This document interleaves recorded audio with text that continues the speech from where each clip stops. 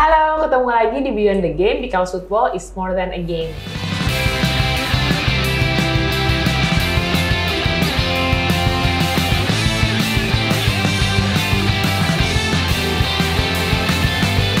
Di episode kali ini kita kedatangan Dr. Maria Lestari, BMed, SC, PGDIP, SIM, SPKO, jreng, panjang banget gelarnya, Sejiper. Seorang dokter spesialis olahraga yang juga merupakan anggota dari tim Medical and Health dari APPI. Halo Dokter Maria, ya, idolaku, apa kabar? Baik, kabar baik. Mbak Gocha sendiri gimana kabarnya? Alhamdulillah, yes. Baik. Dok, hari ini kita mau bahas sesuatu yang memang lagi hangat dibicarakan di kancah persepak bolaan Indonesia ya. Yaitu terkait jam pertandingan yang dinilai oleh banyak pihak tuh terlalu malam dari turnamen Piala Presiden tahun 2022 ini. Nah, dianggap terlalu malam itu dan beresiko tidak hanya bagi pemain tapi juga supporter. Jadi banyaklah stakeholder yang merasa ini banyak negatif side effect-nya. Nah, tapi spesifik kali ini di Beyond the Game kita akan bahas apa saja side effect pertandingan yang berakhir larut malam bagi para pesepak bola. Oke, Dok, nih first thing first nih, idealnya dulu, kita bahas yang ideal dulu. Kondisi ideal seorang atlet. Hal-hal apa saja secara fitness and health itu yang dibutuhkan seorang atlet profesional? Sebenarnya kalau misalnya kita bicara fitness and health, berarti kan kita juga bicara atlet ini berada di dalam kayak top performance-nya dia nih, jadi mampu melakukan dan bisa eksekusi tuh kemampuannya dalam tergantung olahraganya apa. Kalau misalnya kita bicara sepak bola, berarti dia mampu melakukan sepak bola tuh dalam keadaan yang benar-benar kayak maksimumnya. Jadi benar-benar kayak top notch-nya banget deh gitu. Kalau misalnya kita bicara berarti selain sehat itu means tidak ada penyakit, tapi juga dia berarti itu bugar. Jadi mampu melakukan memang kegiatan dia sebagai atlet seperti itu. Jadi always top in the game.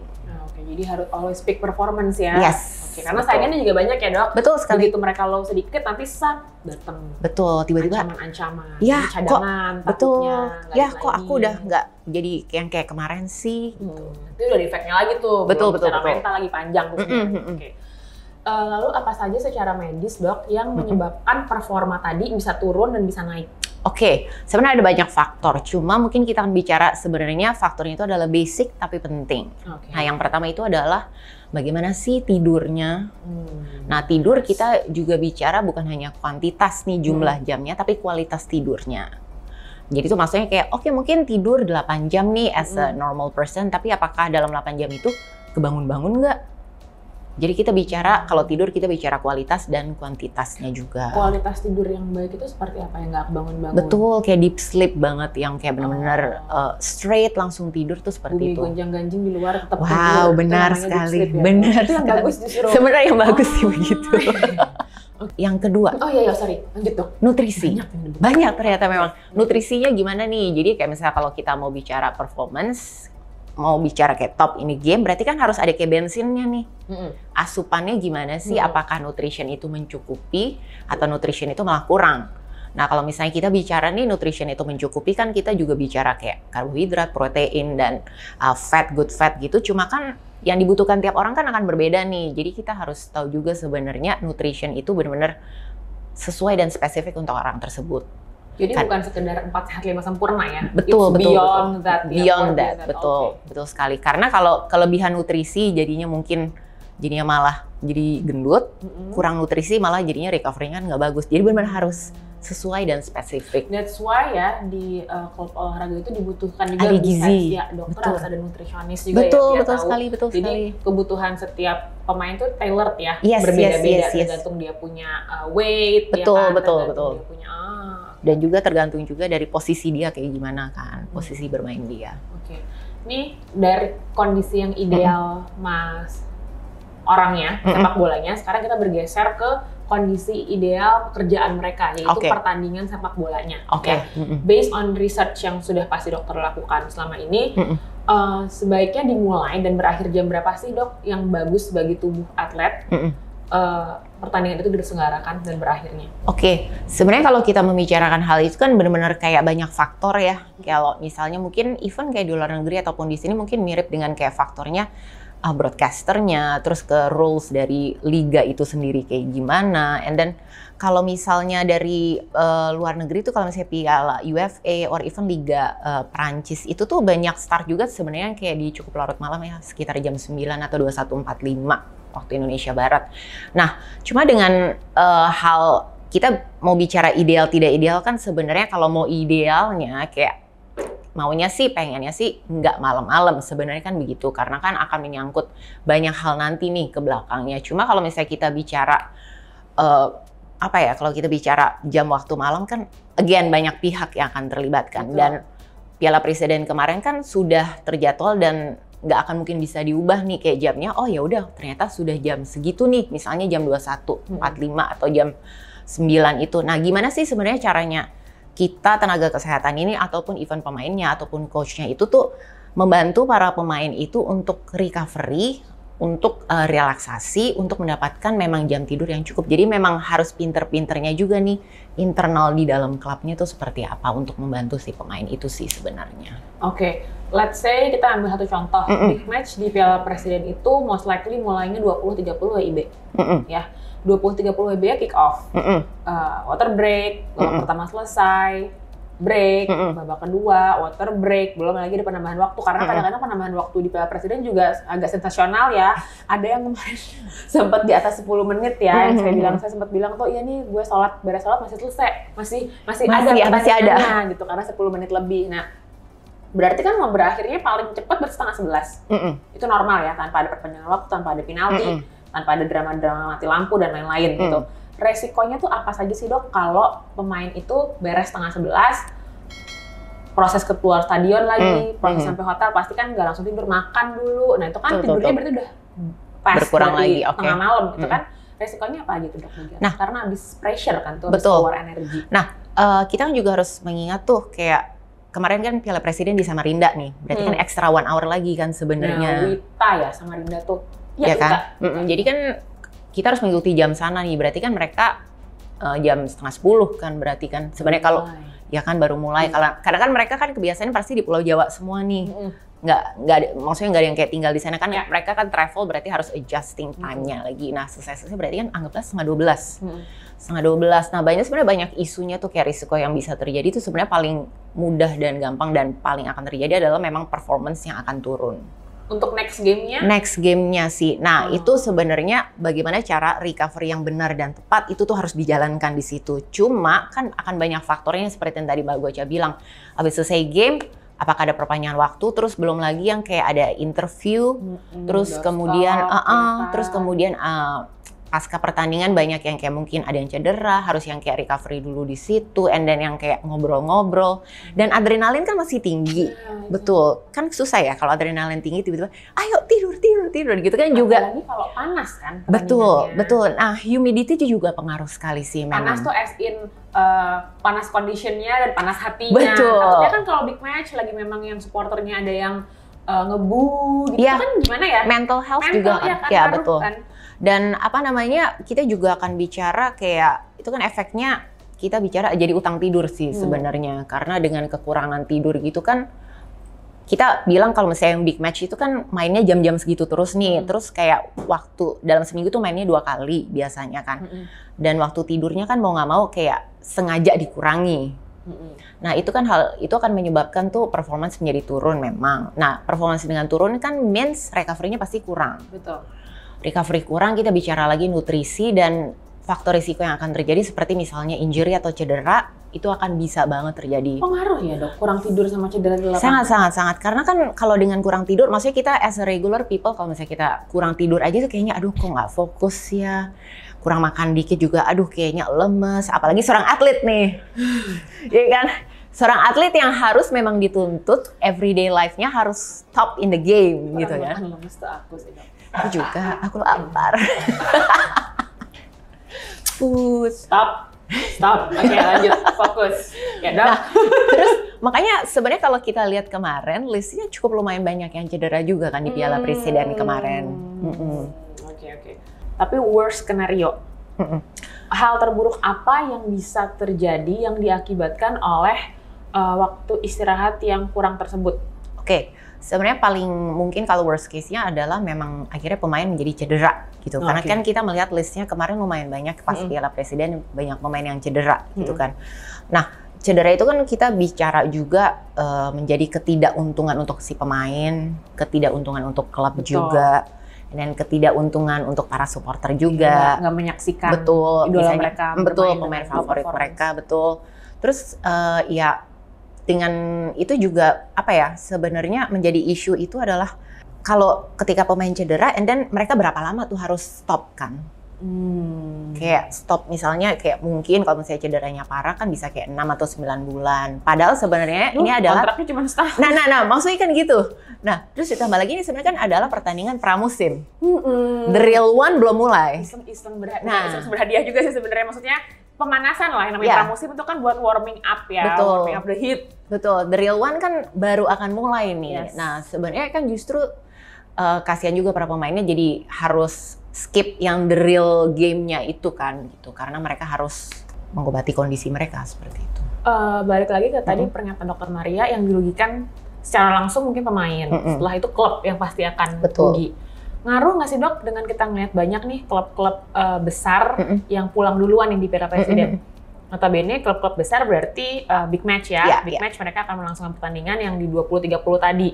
Banyak yang sudah mulai berguguran. Betul sekali. Menurut dokter ngaruh nggak sih tuh? Sebenarnya gini, mungkin menjadi salah satu tactical mereka juga sebenarnya. Mereka menyadari juga bahwa oh ini kan sebenarnya pertandingan pramusim ya. Ya udah sebenarnya gue harus benar-benar yang kayak on-nya itu it's in the real one. Betul. Kan ada beberapa klub juga yang akhirnya menurunkan memang yang U20, U19, memang pemain-pemain muda yang memang ya untuk menjadi ajang uji cobanya. Kalau yang diturunin itu lagi kasihan juga sih sebenarnya, kan sebenarnya menambah jam main itu kan menambah risiko cedera juga sebenarnya gitu kan. Apalagi kan kalau misalnya pemain yang udah kawakan gitu yang top notch-nya juga, masa gue mainnya kayak imut-imut gitu sih kan nggak mungkin juga. Lari kecil gitu kan tidak mungkin ya. Dan apalagi kan sebenarnya justru ya it's a good thing juga sih sebenarnya untuk para decision maker yang di klubnya itu memberikan kesempatan untuk para pemain muda sih sebenarnya. Jadi mereka punya jam terbang dan meminimalisasi risiko cedera untuk pemain yang lain sebenarnya. Tadi Dok Mar juga sempat singgung kan bahwa di luar negeri itu juga ada nih yang begini, pertandingannya tengah malam, betul. berakhirnya hampir dini hari. Nah itu boleh kasih contoh nggak Dok di luar negeri? Bukannya membenarkan ini ya, maksudnya kayak bukannya membenarkan pertandingan malam, tapi kan berarti sebenarnya jam malam ini karena juga mungkin berhubungan dengan broadcaster, sepak bola itu kan tidak hanya pemain dan supporter ya, banyak sekali pihak yang terlibat, stakeholder yang terlibat dalam situ. Nah, kalau contoh di luar negeri itu seperti apa sih dok, dan how they overcome this situation? Oke, yang menariknya itu dari UFA League gitu itu juga, dan France League itu ternyata mereka juga mainnya kan 2145 tuh mereka. Oh ya, League 2145 juga ya? 2145. Jadi kan benar-benar kayak malam banget ya juga buat mereka gitu. Nah, sebenarnya mungkin kalau di luar negeri itu memang diutamakan adalah memang recovery after the game gitu kan. Jadi memang pasca pertandingan itu benar-benar diperhatikan banget gitu. Dan itu bisa menjadi pembelajaran buat kita sih, kayak bagaimana cara menanggulangi suatu hal yang sebenarnya kita tidak bisa hindari kan sebenarnya nih, karena ya udah jam mainnya memang jam segitu. Ya apa sih sebenarnya kita bisa melakukan yang terbaik buat para pemain. Nah di situ mereka tuh sampai hiring yang namanya ada coach untuk tidur, sleep coach. Interesting ya. Itu adalah hal yang paling tidak aku butuhkan. Baik, karena mudah ya untuk tidur. Saya langsung gone. Gitu, jadi sleep coach ini tuh kalau di luar negeri itu interesting banget sih. Jadi mereka tuh kayak sleep coach. Jadi kayak setting ruangannya gimana, and then limiting handphone, terus yang kayak lampunya keterangannya juga diatur. Oh wow. Benar-benar kayak mereka memperhatikan, berarti kan kita bisa bicara bahwa tidur itu is really important for athlete. Tapi bukan yang gini kan dok, tidur. Wah, hipnotis sekali Anda, bukan. Actually itu bukan ya, itu hipnotis. Itu hipnotis. Karena kan kalau kita bicara jumlah jam tidurnya atlet itu kan akan berbeda dengan regular people ya pada umumnya. Maksudnya manusia pada umumnya aja butuh kayak 7-8 jam. Atlet gonna be like benar-benar kayak minimum tuh 8 to 9 tuh harus sebenarnya harus terpenuhi. Kayak baby ya. Iya, interesting. Dan emang menurut National Sleep Foundation itu, oh wow, ada National Sleep Foundation. Ada National Sleep Foundation tuh ada. Bukan buat makeup doang sih foundation itu Bener, ya. bukan. Nggak lucu banget gue. Lanjut, National Sleep Foundation itu benar-benar bilang bahwa jam tidur manusia itu memang berdasarkan usia. Dok, mau balik lagi tadi kan kalau di Europe, apalagi kita bahas dari Likang ya, yang mulai 21.45 PM. Betul, ya, US Elite juga betul. Cuman mungkin dia nggak tiap 2 hari sekali main juga kali ya. Nah, ya betul. Likang tuh nggak 2 hari sekali main kan? Nggak. Paling nggak di situ seminggu sekali. Sebenarnya yang good itu adalah seminggu sekali sih sebenarnya kalau based on research gitu, karena minimum dalam kayak kita kan mainnya seminggu 2 kali kan ya, paling nggak yang kayak misalnya big match gitu. Nah itu tuh sebenarnya udah menyebabkan utang tidur sebenarnya. Dok, sebentar dipotong. Utang tidur tuh sesuatu yang bisa dibayar nggak sih sebenarnya secara medis? Sebenarnya bisa. Oh gitu. Sebenarnya bisa. Cuma kan isunya apakah sekeliling kita dan time management dan latihan segala macam memperbolehkan kita harus tidur ya gitu. Cuma kan kita kan ada kayak misalnya main hari ini, and then main lagi nanti sekarang hari apa nih? Tuesday, and then main lagi nanti misalnya Friday gitu. Cuma kan in between kan you have to train. Oh iya ya, nggak bisa habis main kita. Iya kan? Total gitu ya. Betul. Besoknya. Nah yang menariknya sebenarnya bisa dibayar utang tidur, bisa dibayar dengan nap, itu bisa kok. Kayak tidur siang. Oh, apa persamaannya utang tidur dan pinjol? Sama-sama harus dibayar ya pemirsa. Siklus penyesuaian dengan zona waktu segala macam itu juga. Nah, isu banget sih sebenarnya, apalagi kalau kita travelnya itu kan kita travel tuh ada yang kayak lebih ke jam yang lebih cepat dan yang lebih lamban. Ya. Nah, kalau ke Europe kan jatuhnya lebih lamban. Nah, kalau lebih lamban gitu tuh sebenarnya lebih mendingan sih sebenarnya. Cuma kan body needs some adjusting, apalagi kalau misalnya travel ke US kayak beda 24 jam gitu kayak 12 meremelek. Iya, 12 jam meremeleknya kan pasti beda lagi. Despite mau ke arah yang lebih cepat ataupun lebih lamban, body need adjusting tuh paling nggak, kalau according research itu paling nggak 3 hari. Oh wow. Kalau kita 3 hari udah pulang lagi. Iya, kan? Benar kan, jatuhnya kayak acclimatization tuh sebenarnya, dan juga ketinggian atau kita main misalnya dari sini terus mau main di puncak. Nah, itu juga weather belum betul. Oh, soalnya gini, kita dari WIB ke WITA atau WIT aja pengaruh banget untuk main, apalagi yang si 6 jam punya time different itu ya. Betul. Nah, kalau misalnya kan berarti hitungannya mungkin akan lebih mudah yang di Belanda itu sebenarnya, karena kan misalnya main jam 8 dikurangi 6 jam, masih jam 2 siang. Mundur di negara asal. Betul, mundur di negara asal. Cuma kan lama-kelamaan udah jadi terbiasa nih, kayak di Belanda, di Europe, jadinya harus ngikutin waktu sana dong, nggak mungkin jadi kita, aku tetap hidup di Indonesia, jadi ketika mereka malam, aku bangun, kan enggak kan? Iya, tidak mungkin. Gitu. Oke, Dok. Nah, kalau kita bahas detail pertandingannya sendiri di malam hari, kalau schedule normal deh, nggak usah pertandingannya dimulai jam 20.30, normal kehidupan seorang atlet tuh, what's the schedule look like? Kalau according yang kayak National Sleep Foundation itu sebenarnya harus tidur tuh paling nggak 10-11 tuh udah tidur gitu. Itu kan idealnya. Nah, cuma kan kalau in the real time-nya kan nggak bisa nih. Kayak misalnya kata dokter tim temanku yang di dokter tim ada di klub gitu, kalau misalnya klub malam. Klub sepak bola. Klub sepak bola sayangnya. Tapi memang sampai malam sih, jadi sebut saja klub malam. Nah, benar kan? Klub sepak bola malam. Nah, itu tuh benar-benar kayak kalau during match day itu tuh baru dibilang kayak jam 00 untuk tidur, tapi kayaknya nggak mungkin jam 00 tidur kan gitu, karena kan balik lagi kepada yang dibilang harus rutinitas pasca pertandingan lah, terus masa mereka nggak megang handphone, terus karena kan sebenarnya balesin komen netizen. Nah, justru dengan yang dibenerin tuh harus kayak rutinitas before that atau recovery setelahnya itu. Nah, kadang-kadang justru kalau blue screen itu kan malah ganggu tidur sebenarnya. Kalau misalnya nggak pertandingan malam nih, pertandingan normal atau lagi nggak pertandingan, schedule mereka tuh seperti apa? Wake up jam berapa? Mereka brunch apa breakfast sih mereka? Breakfast dulu. Misalnya breakfast mereka tuh pasti kayak jam 7, jam 8 udah breakfast. Jadi bangun tidur, langsung breakfast, bagian sholat, breakfast. Terus ada kayak misalnya ada training, terus habis itu lunch. Oh, jadi between training tuh nggak ada istirahatnya lagi langsung lunch? Iya. Oh, oke. Nah, recovery-nya nanti baru sore nih. Yang kayak misalnya ice bath, foam roller lah, kalau misalnya mau massage. Jadi during sore itu judulnya recovery tuh kalau non match day ya. Kalau during match day itu yang sebenarnya agak isunya adalah memang mau nggak mau kan harus tetap bangun pagi, breakfast, and then kayak sleeping kayak light session gitu, and then sorenya mereka udah harus ke stadion kan. Jadi nggak ada pertandingan sekarang rata-rata latihan cuma sekali ya sehari? Iya, Nggak rata-rata. pagi sore gitu ya? Nggak pagi sore. Enggak sih. Pagi malam. Oh, pagi malam. Oke. Balik lagi tadi, kalau jadwal tandingnya dimulai 2.30, berarti nggak ada latihan paginya?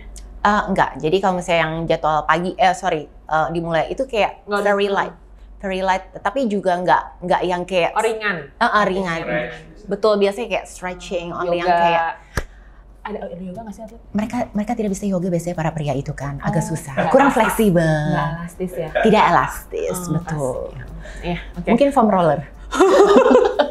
Oke dok, tadi balik lagi ke Wita dan Wit, karena kita kan ada 3 time zone ya. Bayangin aja di satu negara ada 3 time zone yang gedenya. Jika pertandingannya dilangsungkan di Wit atau di Wita, kan berarti berakhirnya lebih malam lagi. Betul. Apalagi betul. misalnya, ya meskipun di presiden sekarang tidak ada yang di timur ya, tidak ada yang di Papua atau di Makassar misalnya, itu kalau terjadinya misalnya, nggak usah Piala Presiden lah, misalnya nanti di kompetisi, mainnya di WIT, mulainya 20.30, berarti baru mulai jam 10:30. Betul, dan biasanya kan kayak mereka terbang sana kan biasanya H-1 atau maksimum banget H-2.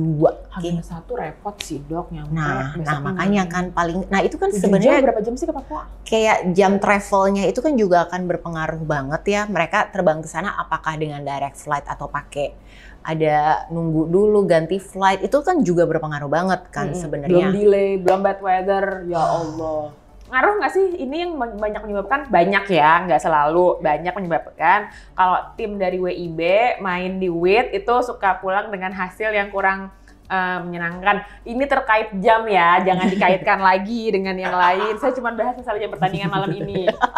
Sebenarnya ya berarti karena mereka capek, udah betul. That's why kan sebenarnya kalau yang di luar negeri gitu banyak research juga yang bilang paling nggak minimal like 3 days before sebenarnya tuh kalau bisa ya udah di sana untuk aklimatisasi lagi bahasanya. Untuk aklimatisasi atau acclimatization. Oh, acclimatization. Jadi memang untuk membiasakan diri lah bahasanya.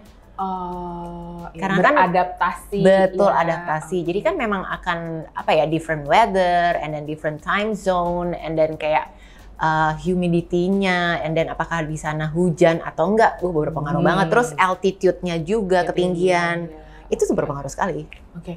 Nah, kalau misalnya oke lah, let's say apapun jamnya WIB, WITA, WIT, dia main, tanding. What's the schedule looks like besoknya? Nah, kalau misalnya gitu, biasanya mereka besoknya bangun lebih agak siangan, terus kayak more to recovery. Terus jadi pagi pasti nggak ada latihan? Kalau paginya sih nggak, tapi yang kayak sore gitu tuh mungkin ada yang kayak light gitu sih ada. Tetap, berarti never pass a day without training ya? Iya sih, mungkin intensitasnya, sebenarnya intensitasnya yang diturunin, seperti itu. Dan recovery-nya untuk next day-nya tuh pasti dibanyakin lagi. Capek ya, saya mendengar jadwalnya aja. Lumayan. Kalori udah lumayan turun. Oke. Lanjut ke praktikal keluhannya nih dok. Ya kan, berarti kenapa sampai kita bisa bahas topik ini? Karena di masyarakat banyak ngomongin. Kenapa di masyarakat bisa ngomongin? Berarti sudah banyak keluhan-keluhan, laporan-laporan, ya kan? Nah, keluhan apa saja yang biasanya terjadi dari pemain sebagai akibat dari pertandingan yang berakhir larut malam ini? Pasti kan banyak dokter udah mendengar keluhan-keluhan. Aduh, nggak sanggup, aduh begini. Nah, keluhan apa aja biasanya nih? Apa yang dikeluhkan? Oke. Yang paling banyak kalau misalnya itu tuh biasanya kayak fatigue, kayak rasa lelah aja. Ih, kok capek mulu ya? Tuh kayak kayaknya kemarinan rasanya nggak begini. Ataupun mereka tuh yang dikeluhkan adalah kayak kemarin gue main lebih bagus deh. Kok sekarang kayak gini ya? Dokter gitu. jawab, mungkin kamu sugesti kemarin kamu juga nggak bagus. Gitu. Benar. Kamu yakin kamu main dengan benar? Susah banget kalau perempuan ya, naik interview, makanya besok-besok balik lagi lah aja sama Angki. Bawaan gue tuh ini aja. Nggak apa-apa, biar seru kan? Iya. Memberikan warna yang berbeda. Seperti warna rambut dokter Maria. Benar, berbeda-beda loh. setiap lainnya. Oke, berarti rasa capek yang berlebihan, capek yang terus-menerus ya? Iya. Itu. Oke, kalau gitu. Itu yang pertama. Terus mungkin ya cedera itu sih sebenarnya.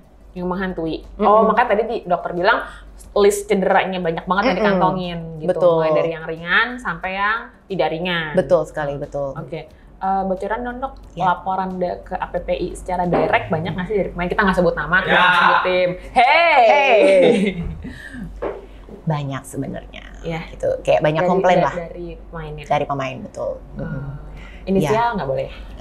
Tidak ya kayaknya, tapi banyak lah ya memang Kalau yang kayak bercerita. baju itu ya? Baju itu ya.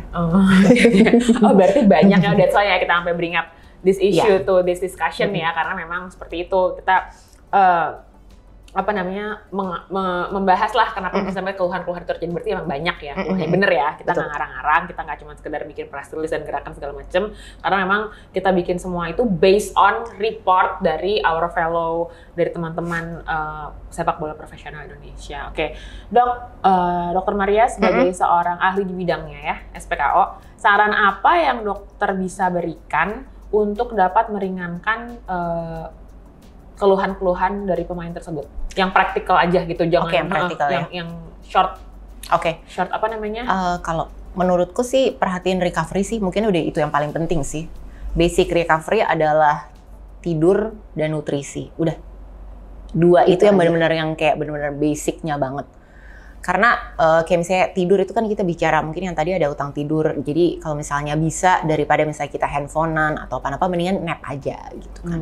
Jauhkan diri dari screen abis main. Betul. Susah tuh kali ya dok. Iya, cuma itu praktikal sih memang ya. Makanya dibutuhkan coach sleep. Tapi di Indo ada nggak sih dok? Coach?